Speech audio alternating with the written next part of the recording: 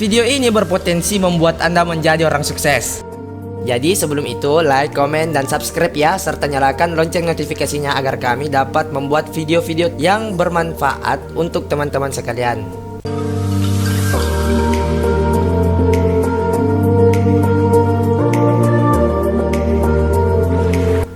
Sebenarnya tidak ada orang yang benar-benar menganggur atau nggak punya pekerjaan. Kamu tahu kan pengangguran? Apakah pengangguran nggak bekerja? Jelaslah mereka bekerja. Pekerjaannya sekarang adalah menonton video ini. Tapi bang, kan ini pekerjaannya nggak menghasilkan uang kalau nonton video. Oke, kalau begitu kalian kerja, cari pekerjaan yang menghasilkan duit. Tidak ada orang yang mau mempekerjakan saya bang. Loh, emangnya kerja harus daftar apa di perusahaan?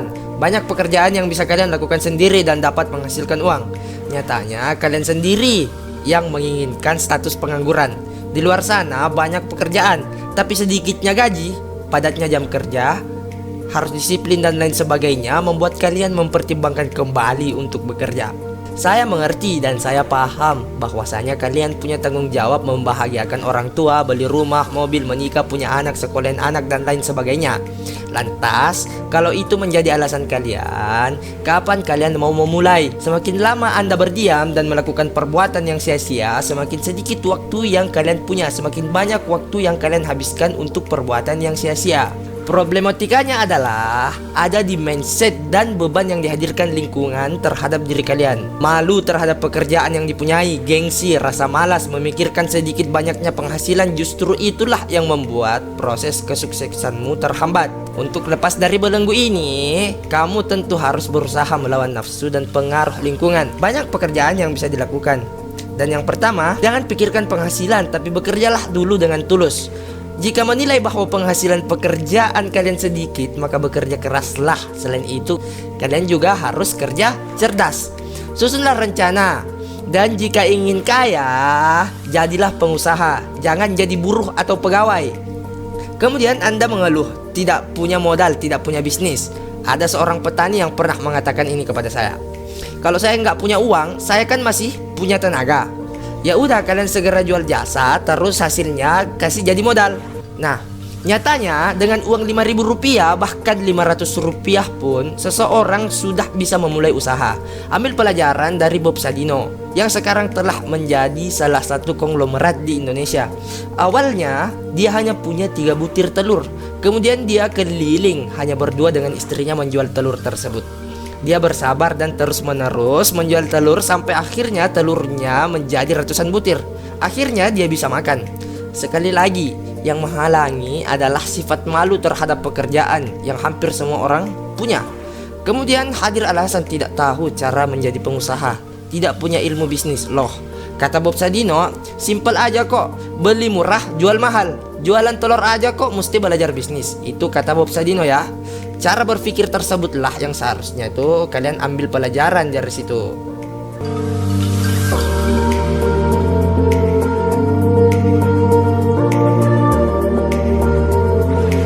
Selanjutnya adalah cara kalian memandang uang. Di sini saya akan kasih tahu kalian masalah uang ya. Di dalam ilmu ekonomi, orang-orang hanya paham bahwa ekonomi hanya berbicara mengenai bagaimana orang mencari makan. Hanya itu. Sedikit sejarah tentang asal-usul uang sebelum masuk ke pembahasan masalah uang. Dulu orang hanya mengetahui sistem yang disebut barter atau pertukaran barang. Sebagai contoh, 100 ekor ayam dapat ditukarkan dengan 1 ekor sapi. Dan barang yang paling berharga pada saat itu adalah logam mulia atau disebut dengan emas. Orang pada saat itu kesulitan menukarkan barangnya. Akhirnya dibuatlah emas tersebut dengan berat tertentu agar dapat ditukarkan dengan ayam, sapi, dan lain sebagainya sebagai alat tukar yang sah. Itulah asal-usul dari mata uang dinar. Emas dianggap barang yang paling berharga pada saat itu. Dan lama-kelamaan orang tidak merasa aman. Karena ketika melihat emas, orang-orang akan bernafsu untuk mencuri. Akhirnya dibentuklah mata uang fiat atau yang disebut mata uang kertas dengan syarat boleh mencetak uang jika memiliki emas sebagai jaminannya. Artinya, yang penting kalian pelajari dari sejarah tersebut adalah kalian harus ingat bahwasanya manusia secara fitrahnya tidak membutuhkan uang, namun membutuhkan makan untuk bertahan hidup. Itulah yang dipelajari dalam ilmu ekonomi. Kesimpulannya adalah uang hanyalah alat dan uang bukanlah tujuan. Ekonomi Islam terus mengingatkan ini, bahwasanya sekarang uang menjadi tujuan orang-orang, bukan menjadi alat. Ingatlah bahwasanya uang kertas tidak bisa dimakan. Bahkan di zaman modern pun uang tidak bisa dijadikan parameter untuk kekayaan seseorang, melainkan asetlah yang menentukan seberapa kaya seseorang. Itu sedikit mengubah cara pandang kalian mengenai uang.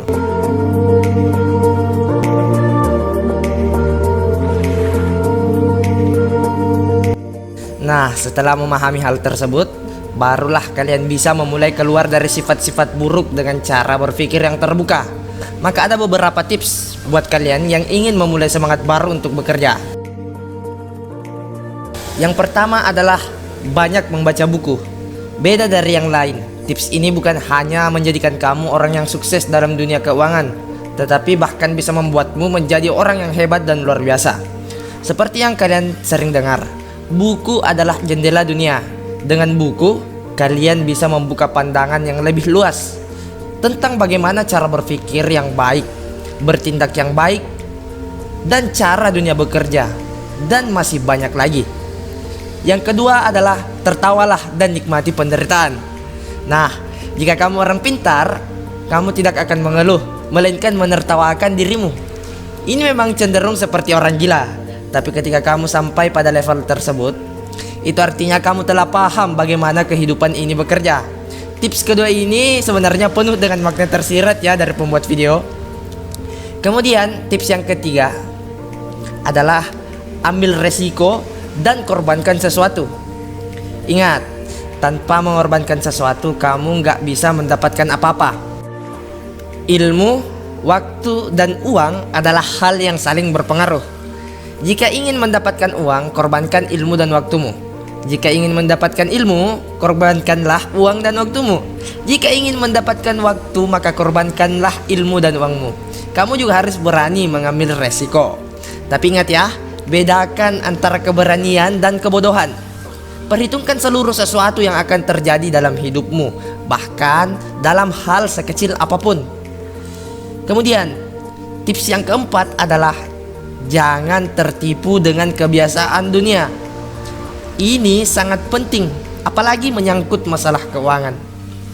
Masyarakat zaman sekarang sering berpikir bahwa investasi, menabung uang di bank, deposito, dan bekerja sama dengan sistem perbankan dapat mendatangkan uang.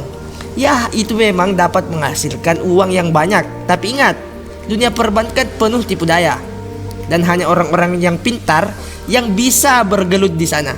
Contohnya, yang harus kalian sadari jika kalian ingin menabung uang di bank adalah berarti uang tersebut bukan lagi milik kalian, karena bank memanfaatkan tabungan orang-orang untuk masuk di sirkulasi pasar. Kiamat bagi bank adalah ketika banyak orang yang menarik tabungannya. Itulah hal yang paling ditakuti oleh bank. Kalian pasti sering jalan-jalan ke bank. Kalian bakalan ketemu sama nasabah-nasabah yang sangat disayang dan dilayani setulus hati karena memiliki harta sampai miliaran di bank. Itu hanya salah satu contoh saja ya dari sekian banyak tipu daya di sistem perbankan. Dan masih banyak lagi seperti dunia kripto, market digital, pembayaran online, dan uang elektronik.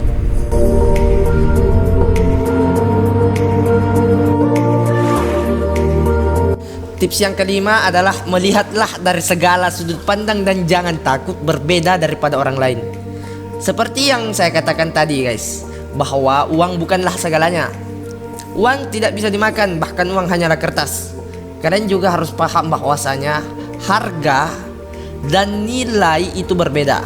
Jangan takut untuk berpikir berbeda, karena jenis-jenis orang yang berpikir berbedalah yang akan justru membawa perubahan bagi dunia. Dalam mencari kekayaan pun orang-orang kerap serakah dan cenderung menimbun kekayaannya sehingga terjadi kesenjangan sosial. Nafsu terhadap uang membuat buta, apalagi kebudayaan sekarang membawa manusia dalam kehidupan yang penuh gengsi sehingga semua orang ingin mempunyai harta kekayaan yang banyak. Padahal cara kaya yang paling mudah adalah rasa cukup atau bersyukur.